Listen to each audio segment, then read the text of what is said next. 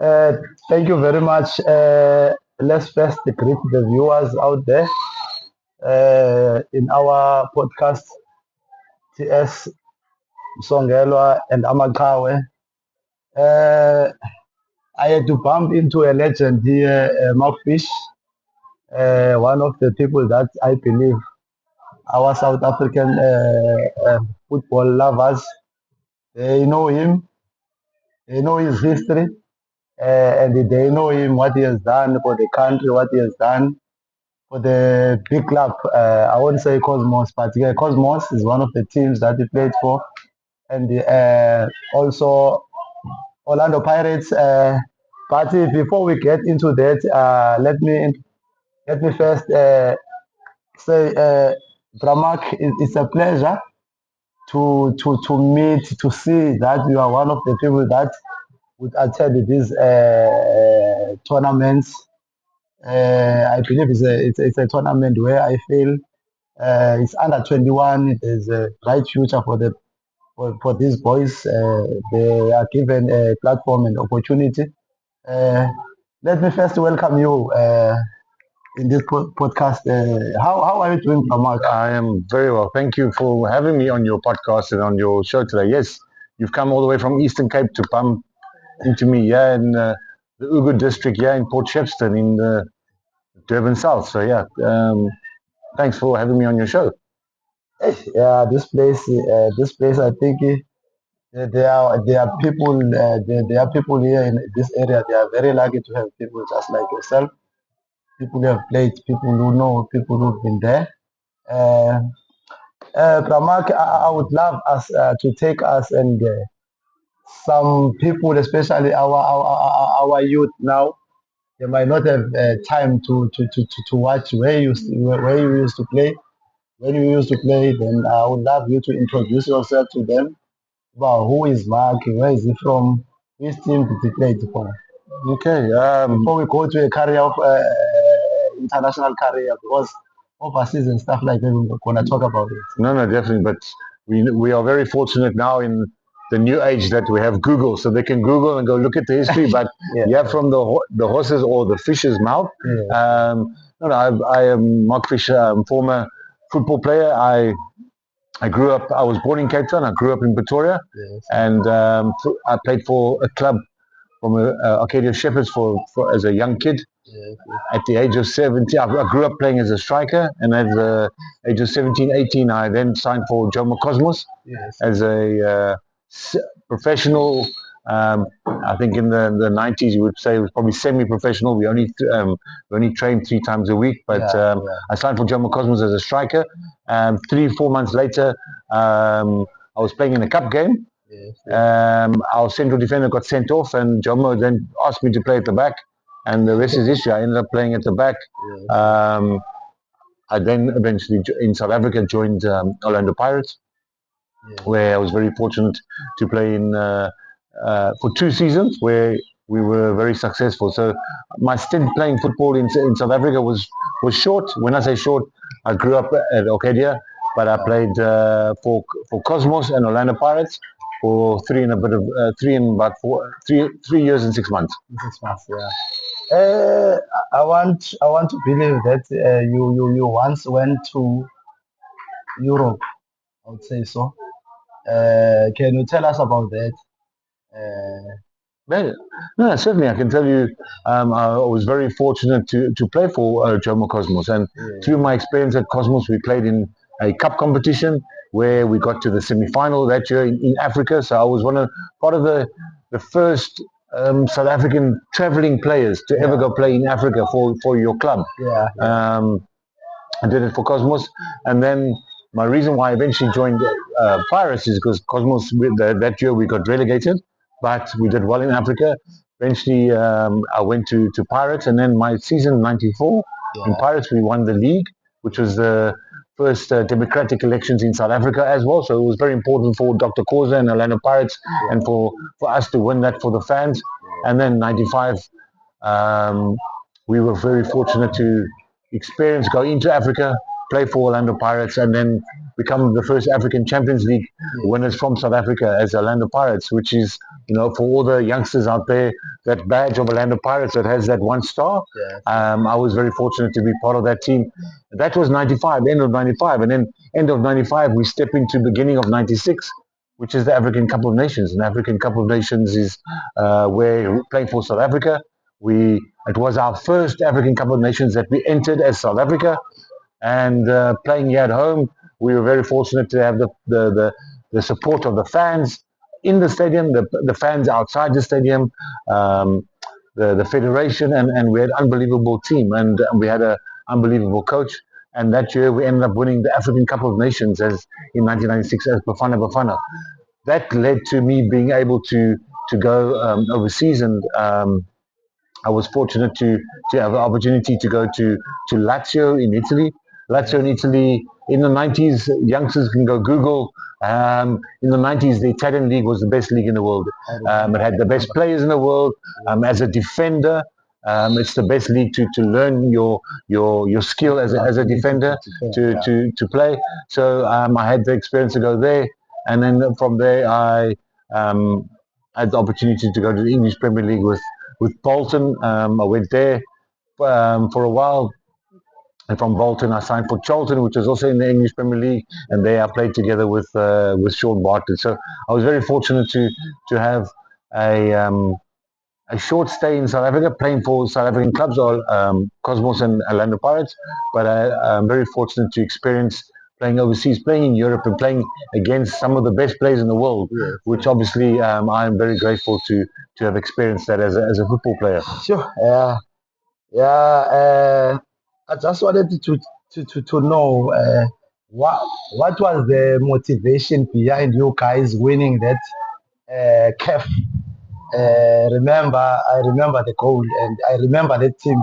You had a very strong team. So, what was the motivation going into that game? Because group stages and the treatment out there, I don't think it's so good in terms of the food, the treatment, the hotel, how you treated the when you get to the stadium is difficult. Can you tell us about that experience?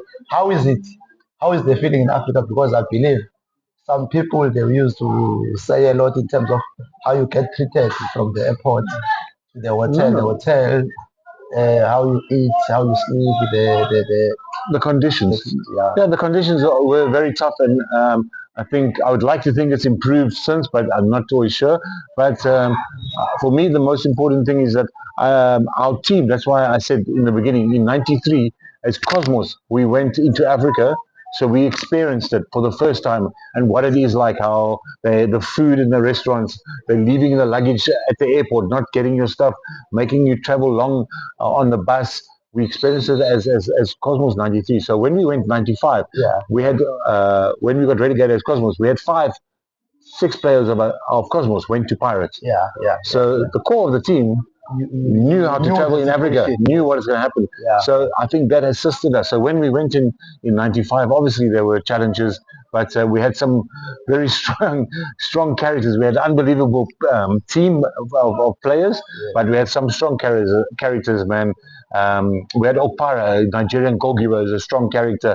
You had Gavin, Stability Unit Lane, strong characters going into Africa. Edward Mutali. So you had people that were strong characters, and we knew John Moeti, the late John Moeti, Hellman, Midnight Express, Mekaleli. That's just to name a few. But what I'm saying is that we had strong characters off the field. So when we were on the field, we knew what we needed to do.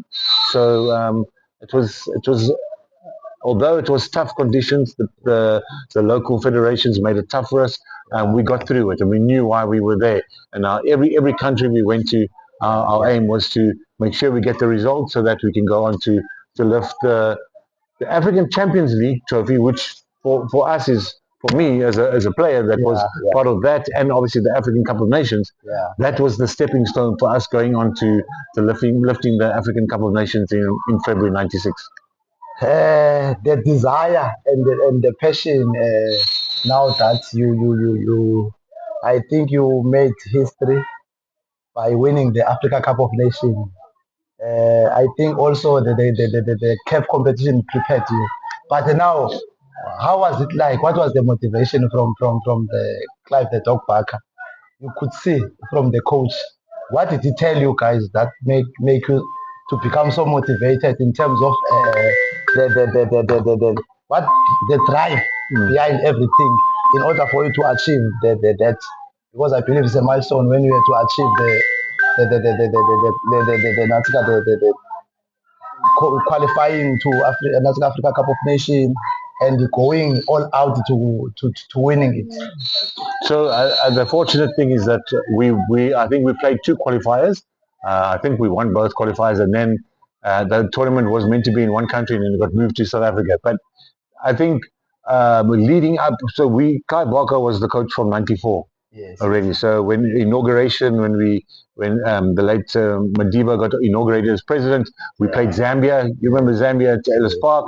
So we had there again. So that Clive Barker was slowly forming his own team from '94. So by the time '96 came, he knew his squad of players. He knew who he could trust and who he wanted in his team.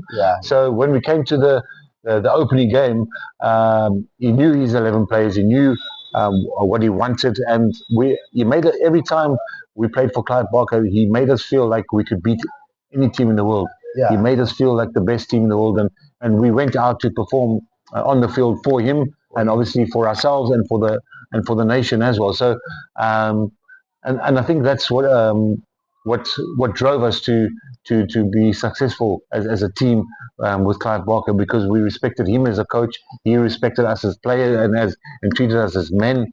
And the common goal was to lift the trophy, for not only for football in South Africa, but for South Africa as a country, in '96. So it was a very important sporting moment for myself, and obviously for many football fans, but obviously for South Africans as a whole. Yes, Mark.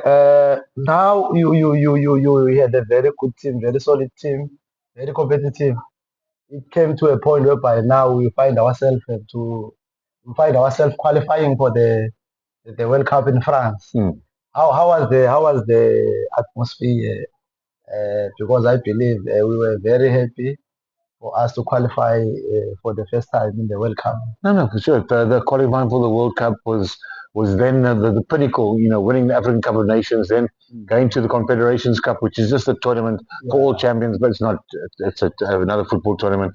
But going to the World Cup was an unbelievable experience, because again, it was the first World Cup we were going as a footballing nation, and the expectations. I'm not sure what the expectations were of the fans or the football people or the federation, but for us it was to go and experience playing at the biggest tournament, actually the biggest sporting event in the world.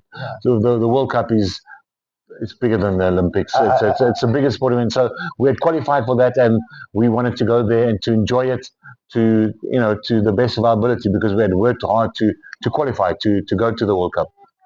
Thank you very much, Mark. Tell me now, you decided to come and honor this tournament by your presence. This Duma Foundation tournament under 21 here at South Coast. Can you tell us about the standard of football and the tournament itself, the organization and the organizers? How do you rate it? So no, I came here earlier. I came with a friend. We're doing a project together. There's Sipa, the new cameraman, is involved with the project as well. But we my old friend. So we from Devon. There we go. So we brought Tsunami Academy here to participate in the tournament, and then obviously to look of the standard of the tournament. Again, the most important thing is that it's a competition, and it's a well-run tournament. That's what I've seen. It's well-run, and again, it gives these young players an opportunity to display their talent. I hope that there are scouts or people out there that are watching, that hopefully one or two players can get pictured to get a chance, because this is why these tournaments are, as for these players to showcase their talent, so that hopefully they can be spotted. And there's so many kids that now this is a boys tournament. There's so many boys that want to be footballers, and the more you can have of these tournaments to give them exposure, the better possibility that they might have to go on to reach their dream, if it's to play for Kaizer Chiefs for Mamelodi Sundowns, good luck. But if it's for Orlando Pirates, then even bigger good luck. Okay, when we're about to close, what's your take on this South Africa national team, Bafana Bafana, going to represent? What's your take? Okay. I What think. can you say? What? Okay. How do you rate them? No, no. What should be expected from them? Again, I think we've had Hugo Bruce as a coach. We've had him for now going to his fourth year. He's got the squad, the team to how best suits him, best suits the squad themselves. The players understand the coach understands the players. We as fans we've gone with the procedure. The loyal football fans have gone with the procedure. Some have left already because they got impatient. But Bafana is there where we want them to be. We are going to an AFCON now where we are not just making up numbers. We are going there as one of the teams that can win the tournament, which is what South African football wants and what we deserve to be and where we want to be. So we are moving forward now in strides, and I think what Hugo Bruce has achieved and now what the players have achieved. Most importantly, we qualified for AFCON. We're going now to an AFCON, not making up the numbers. We're going there to compete and to lift the trophy, and now we've qualified for a World Cup. I think that's the very important step in the football for South Africa. We've qualified for a World Cup again. It's taken us 4 World Cups not to qualify that we've missed out. And that is big for these young generation that aspire to be like the Bafana players qualifying for World Cup. So we are, they've inspired the youth again to hopefully to bigger and greater heights. So I'm very confident that the AFCON is a tough tournament. People must understand this is the hardest tournament to go and compete, and especially going to North Africa, going to Morocco. It's even harder, no matter what. But we have players that I think that understand what they need to do, and we are hopeful that they will go there and do themselves proud. And if they're doing themselves proud, they're doing us proud. And we're looking forward to them having a good tournament. And let's see. You just never know. Thanks for your time, Ramak. It was good having you. I think now we're coming to our end of the show. Thank you very much. I'm very honored. Thank you very much. Absolutely, my pleasure. And just remember there, the Eastern Cape, once a pirate, always a pirate.